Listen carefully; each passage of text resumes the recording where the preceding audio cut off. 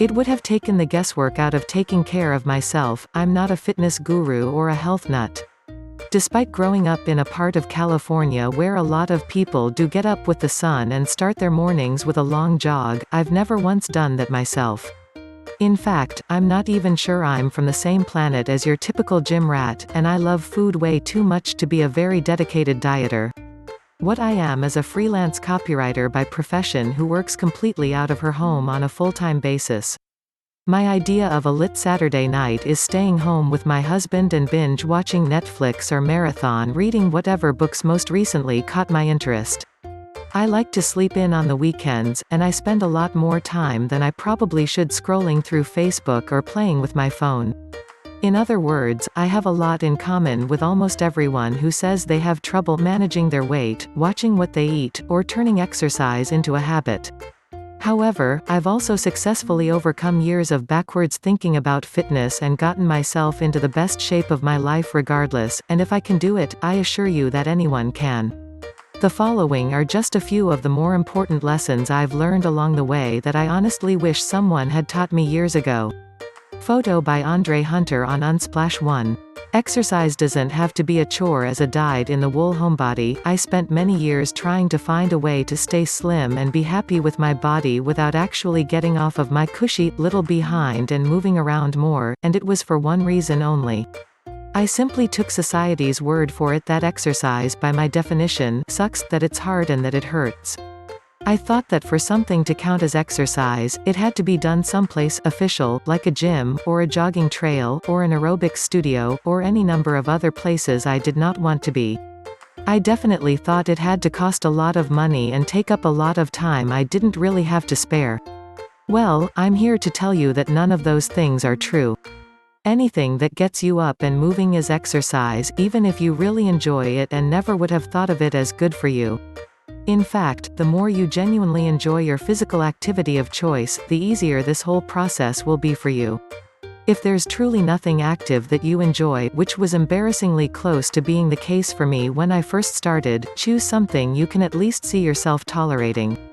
For me, that meant purchasing an elliptical, a stationary bike, and a set of resistance bands to turn a corner of our office into a mini home gym, because I knew I wouldn't actually stick with anything that required me to put on pants or leave the house. You decide what it means for you. If you're genuinely jazzed about joining a gym and lifting weights, by all means do that, but only if it realistically makes sense for you. For lots of people, dancing more, going for evening walks, or taking up roller skating is a better fit, and that's okay too. The best exercise is the exercise you know you can stick with because it actually fits your lifestyle, interests, and personality. Point 2. Diets don't work, moderation does. Like a lot of people who had trouble managing their weight at one point, I've been on my share of crash diets over the years. And I'm weirdly good at sticking to extreme diets for someone who loves food, so I've lost large amounts of weight that way before. The problem with adopting an approach like that to dieting is it's not sustainable over the long haul for most people, nor would it be good for you if it were. Despite being pretty excited when you see all those pounds falling off, you feel like trash when you diet. You can't focus, you're sluggish beyond belief, and you definitely miss eating things you actually enjoy.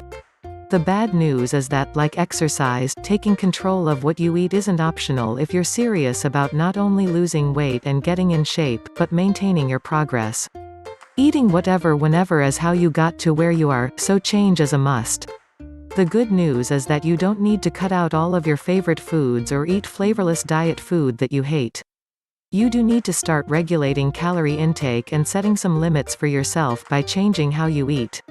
The game changer for me personally was intermittent fasting for a lot of reasons. For one thing, it didn't force me to cut entire food types completely out of my diet the way paleo, or keto, or any number of other approaches might have.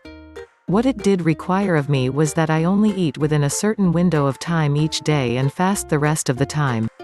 I personally like the 16/8 version of this discipline, but there are other patterns you can adopt as well. I'm the sort of person that can really only put away so much food within a short period of time anyway, so that really did the trick for me. Most importantly, it was comfortable enough and realistic enough that it was sustainable over the long haul. I felt great and liked the system, so I actually wanted to stick with it, instead of counting the days until I could stop. I will eat this way for the rest of my life because I genuinely prefer it to how I used to eat, and that's how you'll feel as well when you hit on the right system for you. Point 3. It's possible for healthy food to taste good. We all have a really vocal friend or a relative who's totally on the wagon when it comes to healthy eating and wants to get everyone they know on board as well. The problem is that person's probably into eating things that aren't going to appeal to someone who hasn't quite got the knack of voluntarily eating healthy foods yet. Just please don't let that person's dedication to replacing every food you love with cauliflower convince you that all healthy foods are sad, sorry substitutes for things that actually taste good. Take vegetables, for instance. I spent most of my life convinced that I hated a lengthy list of them, including green beans, peas, cabbage, beets, and squash to name just a few. Once I learned to cook them myself though, I realized that I actually only hated those things when they come out of cans or are otherwise served overcooked. It's been my experience that most people have zero idea how to cook vegetables, and some vegetables can taste pretty horrible if they're not prepared properly. The other issue I run into has to do with people who don't understand how critical seasoning is, especially when you're cooking healthy things like vegetables, fish, or brown rice. Those foods aren't packed with the fat, sodium, and sugar that make other foods so appealing, so they need to be seasoned if they're going to taste good. Keeping salt to minimum is a great idea, but you need to use at least a little to stop your food from tasting flat. Other spices and herbs can be used relatively liberally, and olive oil or broth make great substitutes for all the butter you might be in the habit of using if you're not on the health wagon yet. It's all about bringing out the natural deliciousness of these foods, because I assure you it's there, just waiting to be discovered. The more thoroughly you come to realize that, the more you'll grow to love healthful, delicious, good-for-you foods in general, and the easier it will be to maintain any progress you make toward your goals. Point 4. You don't have to eat anything you don't like, and you shouldn't eat anything you genuinely don't like. It's great to give healthy foods you thought you didn't like a second chance, but at the end of the day, eating lots of beets or Brussels sprouts isn't going to help if you just plain can't stand them. The key to actually making progress toward your weight loss and fitness goals is sustainability. Diets don't work because losing weight and getting in shape aren't things you do just once. The minute you go back to what you were doing before, your body will go back to the way it was as well, so it's important to make changes that you can see yourself sticking with indefinitely. Can't stand celery and cabbage, but love broccoli and carrots? By all means, buy broccoli and carrots, and prepare them the way you like them. Can't picture a life that never finds you enjoying an Oreo ever again? Don't insist on living one. Instead, ration your Oreos or turn them into more of a special occasion treat instead of an everyday thing. Not interested in cutting alcohol completely out of your diet? You don't have to. Just commit to cutting way back on the overall amount you're drinking. Getting my eating in check wasn't about cutting out all of my favorite foods, because I already know I'm the kind of person that just really needs a cheeseburger now and again. However, I eat cheeseburgers a lot less often than I used to. I don't put an overabundance of cheese or a ton of bacon on them for no good reason anymore. I do use leaner meat to make them, as well as load them up with tasty veggies I like. Also, since I genuinely enjoy salmon, turkey, or plant-based burgers, I will opt for one of those a little more often than I might have in the past. I still love burger night every bit as much as I used to. It's just not keeping me overweight and unhealthy anymore the way I do it now. Point 5. Scales may hurt more than they help. Read just about any guide to weight loss, and it will go over the importance of weighing yourself sooner or later. It'll tell you that number on the scale is how you know how much progress you're making, as well as keep you in check if you start backsliding, and I definitely get that logic. I get it so well, that I agreed with it wholeheartedly at the beginning of my journey and weighed myself religiously at the close of every week. I figured that when I inevitably started getting tired of being good, the fear of that number getting higher would stop me from going back to my bad habits. What that number actually did is cause me unnecessary stress. Anyone who's ever tried to lose weight before knows that what your scale says can be unreliable, especially if you're also working on toning up or building muscle at the same time. That number can also start to matter too much. Despite knowing that I shouldn't be paying but so much attention to the scale, I did regardless. On weeks that number didn't change enough to suit me or during periods where there was a lot of up and down, I felt super discouraged, often despite just having noticed other signs of progress like clothing fitting much differently. Eventually I realized it just wasn't serving me, so I stopped weighing myself except for once every few months or so. I rely on other ways to know whether or not I'm putting in enough effort, like what I see when I look in the mirror. How my clothing fits and how strong I'm getting are other good indicators. I'm constantly noticing muscles that are becoming more toned or fat deposits that shrink visibly or disappear altogether. Photographs and feedback from other people with the ability to be unflinchingly honest are pretty reliable ways to assess your ongoing progress as well. Point 6. It's not a race. In the past, a new stab at losing weight or getting in shape was typically triggered by one of two different things. The first was literally anything that made me feel fat, an unsatisfactory number on the scale after stepping on it for the first time in years, or possibly a really unflattering photograph. The second was an upcoming event I wanted to make sure I looked good for, some special occasion like a wedding or a local event I thought might find me showing up in snapshots or running into people I hadn't seen in a while. In either case, I was always in a big rush to get those pounds off. Naturally, that led to desperate measures my body really didn't like, such as starvation diets and overexercising, if I even was exercising that time around. The faster I could lose whatever weight I wanted to lose, the better, and I was obsessive enough about it that it would work. I remember feeling enormously proud of myself at times for losing something like 60 pounds in just 6 weeks or something. But then that local event I wanted to look good for would come and go.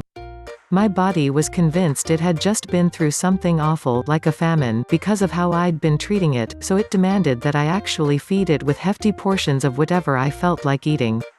Before I knew it, I was right back where I started, often plus a few new pounds. What I didn't understand then is that being fit and existing at a healthy weight aren't goals you rush toward. They're destinations you journey to, one step, one workout, one meal, one healthy choice at a time. You didn't drift out of shape or pack on a bunch of extra pounds overnight, so it's unrealistic and unhealthy to expect to undo the damage overnight. Plus, good habits aren't established in just a couple of weeks any more than bad ones are. Slow but sustained progress is ultimately the only kind that's going to stick with you. Your body needs time to gradually adjust to the changes you're making, and so does your mind. Point 7. When you do it right, it changes you and you'll love what happens, I promise. When I first made the decision to finally get healthy, I was officially fed up with feeling fat, sick, tired, and depressed. Yes, I was tired of the extra pounds I'd packed on over the years, as well as how they made me feel about myself. However, I was also tired of not recognizing myself in the day-to-day choices I was making because of how I felt physically, mentally, and emotionally. I was once an avid reader and information lover who enjoyed learning things for fun. I was intensely creative, spending much of my free time painting, drawing, or writing. I took pride in my appearance and loved putting together different looks. The person I had become was perpetually too tired and sluggish to care about any of that anymore, but I wanted that to change. And it did, in little ways, at first, but then in bigger ones. First I noticed that I had more energy, that my mind felt clearer, and that my moods were improving. Then I started getting stronger, and a lot of the nagging stiffness and discomfort I'd long ago blamed on getting older started to disappear. As I built muscle, lost fat, and continued healing my body with better eating and drinking choices, I began to feel more like my old self as well. I started feeling creative again, as well as intellectually curious. I found I felt naturally compelled to do things like sign up for courses on topics I thought were interesting or teach myself to master new things like several new foreign languages. Best of all, it was all happening organically without my needing to push myself much at all, just like it used to. At the end of the day, who we are is determined by the choices we make every day. Making the commitment to really start taking proper care of myself instead of trying to cheat the system with crash diets and gimmicks the way I had in the past made me a better person in ways I'm not sure I expected, but that I'm incredibly grateful for. If I'd known years ago what I know now about this whole process, it's something I would have done many years ago, so don't wait. Do it now. Yes, it will take a while, especially if you've been overweight, unhealthy, or out of shape for a long while. Just keep in mind that that time will pass anyway, and more quickly than you think. Would you rather look back in a year on another 365 days you let pass without taking action, or would you rather be quietly amazed at how much you accomplished? I know which one I picked, and it's the best decision I ever made.